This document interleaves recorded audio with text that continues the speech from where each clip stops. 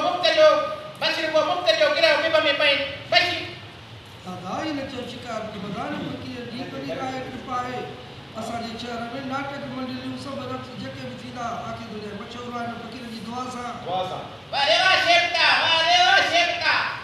मतलब त असां जो हे शहर इन चैलेंज करन के दुआ संदोली बची हां हे होटल खाए के नो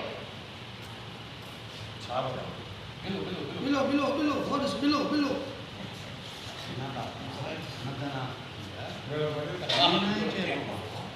दादा तू बादशाह बुक ही किनो ही कुतो बिलो आ हेलो आई केंद्र है इहो ता भलो नथा कयो